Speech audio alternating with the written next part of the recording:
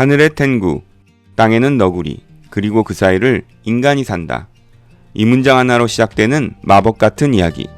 오늘 소개해드릴 책은 비극적인 가족사를 세상에서 가장 유쾌한 모험국으로 풀어낸 모리미 도미히코의 걸작, 유정천 가족입니다.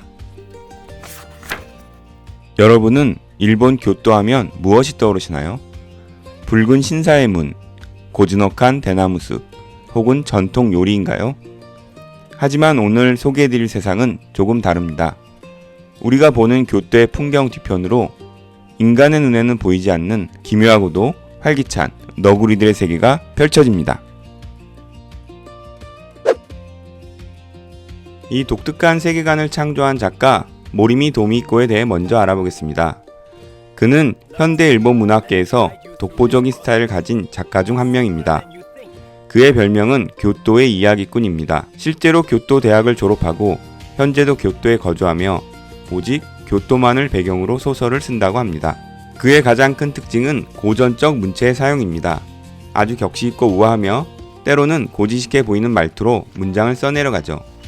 그런데 그 품격 있는 문장들이 묘사하는 내용은 술 취한 너구리들의 패싸움 같은 지독하게 황당하고 웃긴 이야기들입니다. 이 격조 높은 문장과 바보 같은 내용의 충돌에서 오는 카타르시스. 그것이 바로 모리미 월드의 정수입니다. 이야기는 교토 너구리계의 전설, 시모가모 소이치로의 허무한 죽음에서 시작됩니다. 그는 교토의 모든 너구리들을 통솔하던 위대한 수장이었습니다. 하지만 어느 추운 겨울밤, 인간들의 비밀 모임인 금요클럽에게 허무하게 붙잡혀 너구리 전골이 되어버리고 맙니다. 한 가문의 기둥이 무너진 비극적인 상황. 하지만 비극은 거기서 끝나지 않습니다. 작은 아버지 에비스가와 소운과의 갈등이 격해지면서 소설의 재미는 절정에 다다르게 됩니다. 주요 등장인물에 대해서 이야기해 보겠습니다. 첫째 야이치로는 가문의 명예를 회복하려 애쓰지만 고지식하고 실행력은 떨어지는 책임감 만빵 첫째입니다. 둘째 야지로는 아버지의 죽음이 자기 탓이라고 믿고 개구리가 되어 우물 속에 운둔하는 로맨티스트입니다. 셋째 야사부로는 이 소설의 주인공이자 인간 세상을 여고생으로 변신해 누비는 천방지축 너구리입니다. 막내 야시로는 변신했다가도 허술하게 변신이 풀려버리는 겁쟁이 허당이자 대책 없는 막내입니다. 이들 4명의 아들들은 아버지의 장점을 하나씩 물려받았지만 약점이 더 많은 아버지보다 못한 아들들입니다. 이제 이 소설에서 가장 치명적이고도 슬픈 관계인 아카다마 선생과 벤텐의 이야기를 해보겠습니다. 아카다마 선생은 과거 교토 하늘의 지배자였던 위대한 텐구였습니다. 하지만 지금은 날개를 다쳐 날지 못하고 제자였던 벤텐에게 버림받은 채 술에 의지해 살아가는 초라한 노인입니다. 그럼 벤텐은 어떤 인물일까요? 그녀는 원래 평범한 인간 소녀였습니다. 그녀의 미모에 반한 아카다마 선생이 그녀를 납치해 텐구의 기술을 가르쳤죠. 하지만 벤텐은 스승의 힘을 뛰어넘자마자 그를 비웃으며 떠났습니다. 그녀는 이제 인간 세상의 미모와 텐구의 신통력을 모두 가진 그 누구도 가둘 수 없는 존재가 되었습니다. 아카다마 선생은 매일 그녀를 욕하지만 그녀가 가끔 들릴 때면 아이처럼 설레어 합니다. 벤텐은 그런 스승을 무시하지만 그가 완전히 무너지지 않게 곁을 맴돌죠.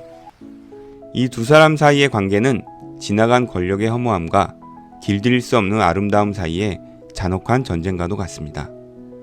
이 아슬아슬한 관계 속에 우리 주인공 야사부로가 끼어들어 스승을 보필하고 벤텐과 밀당을 벌이는 과정은 손에 땀을 쥐게 합니다.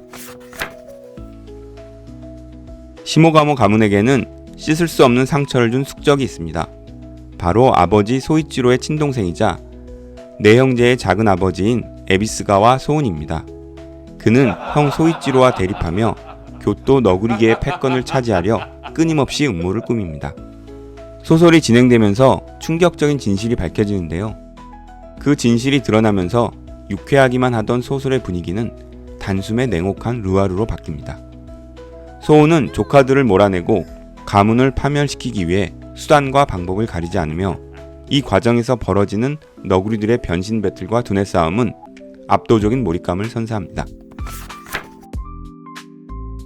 유정천 가족은 독자들에게 교토 여행꾼을 끊어주는 소설이기도 합니다. 이 소설은 독자를 교토의 거리 한복판으로 강제 소환합니다. 야사부로의 발걸음을 따라 시모가모 신사의 울창한 숲을 헤매고 카모강의 물소리를 들으며 기온의 번화가에서 시원한 생맥주를 마시는 듯한 기분을 느끼게 해줍니다. 작가는 실제 존재하는 이 장소들의 너구리들의 털 냄새와 텐구의 바람 소리를 덧입혔습니다. 소설 속 풍경이 여러분의 현실과 겹쳐지는 순간 여행은 단순한 관광을 넘어 하나의 입체적인 체험이 될 것입니다. 지금 교토 여행을 준비하는 분이시라면 아마도 더 여행이 설레어지지 않을까요? 이 소설을 읽고 교토를 가면 이제 여러분은 단순한 관광객이 아니라 판타지 세계의 목격자가 될 것이기 때문입니다. 여러분, 오늘 저와 함께한 교토 너구리 가족 이야기 어떠셨나요? 이 소설을 읽는 것만으로도 여러분의 상상력은 교토의 밤하늘을 나는 탱고처럼 자유로워질 겁니다.